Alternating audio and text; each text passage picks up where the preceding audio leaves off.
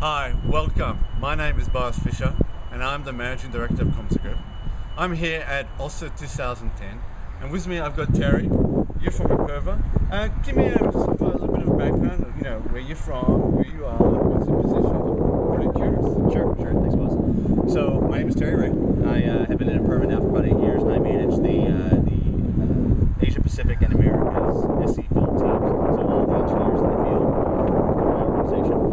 Imperva itself is the leader in data security. So what that really comes down to and means is we protect web applications and databases. A little bit different than what most people might be used to with network security and IDS, IPS type technology. Really, we focus on protecting the data within an organization's data stores, so all of their sensitive information. Right, excellent. So, from your point of view, where do you think, or should I say, what are the three security challenges that organizations face today?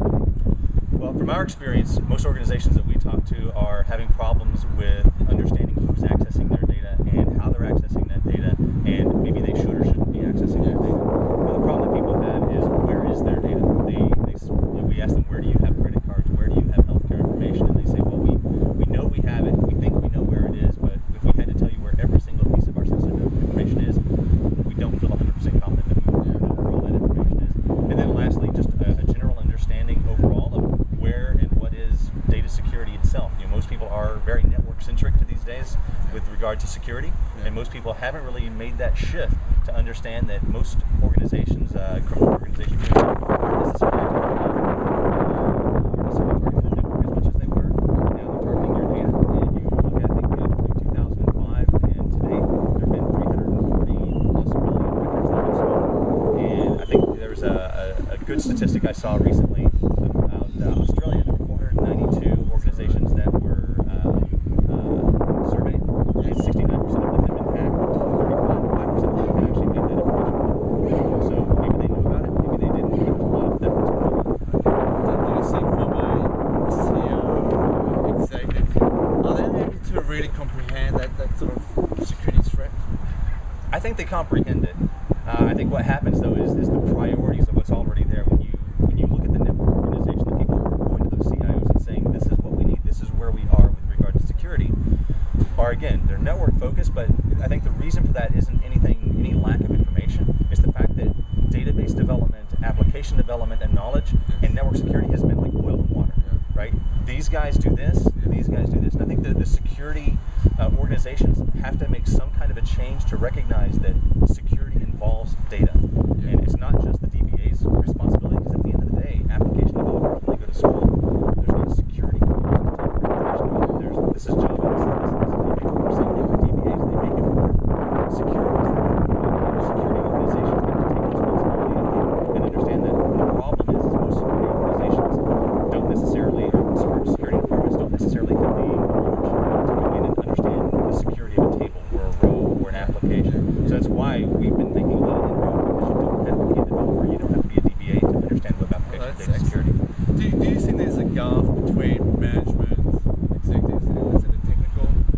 I've seen it in many cases where the technical are very comfortable with what they know in terms of antivirus, firewalls. As soon as they get to something that's more complex, it's push through back. In management, they really no idea. So how do they actually really find out about you to start off with? But again, I want to ask the question is, do you think there's a gap between management and technical about how to actually provide a really good, solid protection environment? I would say there's got to be some sort of a gap between the management and the network, the security environment, right? But I think it's both areas, both of those areas, at least in Australia.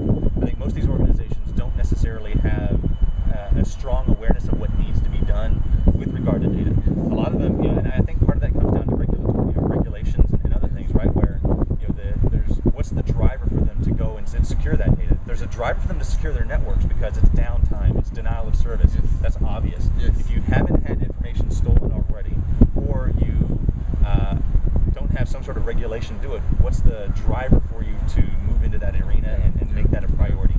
There, in other, in EMEA, in the Americas, there's obviously regulations and mandates. And if you look at the CIO's priority list, application data security is number 1 and number 2. I don't know what that number is here in Australia, but the regulations have got to have some sort of play into that. Okay, I was going to ask that question. see the difference between United States and Australia. What about the rest of the world? Where are they right now? That's a good question. So, Japan has JSOCs. Sarbanes-Oxley.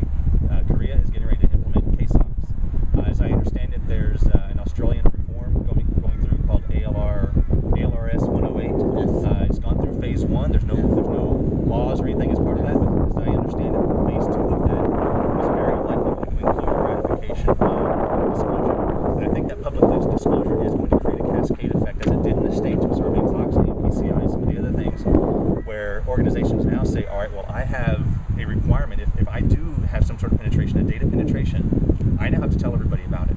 And if I have to tell everybody about it, next time it happens, I have brand erosion. I've got all other kinds of problems, and now it is going to impact my bottom line. So I've got to do something about it. So I think it's going to raise that priority.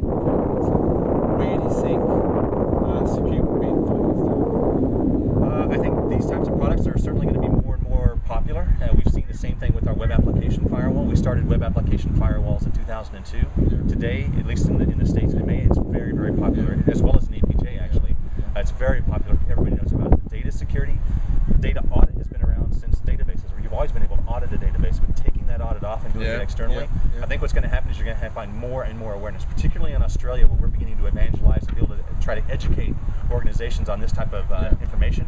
5 years down the road, web application firewalls and database security is going to be, in my opinion, is going to be definitely a standard of best practice within an organization. Do you think the adoption of such a technology is difficult for them to comprehend? Is it difficult for them to move forwards, to adopt such security protection measures? I don't think so. I think once you understand that there's this hole in your environment, your perimeter firewall does a great job. You have a rule in there that says allow port 80 and port 443. It's an obvious hole in your environment. The reality is you need to understand that you have vulnerabilities of that application, and the application that you're allowing public access to has rights on your data. And that database very likely has data you don't want to share. So what security do you have on it? One of the things I see as one of the challenges when I talk to a few organizations, that they tend to wait. They tend to wait for something to happen. And that gives them sort of an imperative to say, oh, excuse my language, but I better do something right now. How do we go and sort of make it more proactive for organizations to say, okay, let's adopt this technology before something actually happens? And I know that there's been a lot of talk about dollars being referenced around and saying, if you get hit, you're going to lose so much money. Is this a sort of a good point of view to actually talk to management executives? I personally not found that the scare tactic, you're going to be hacked, you're going to be penetrated, has been overly successful. Yes. I mean, what that typically does is it means people are going to go to the developers and use the same avenue they've always used in the past, which is make sure our code is secure and trust them. Yes. Their existing employees. So, I think best practice is when organizations look at their peers in America and in EMEA, what are other banks doing? What are other financial institutions doing? Why are they doing database security and web application firewalls and we aren't? What do they know that we don't know?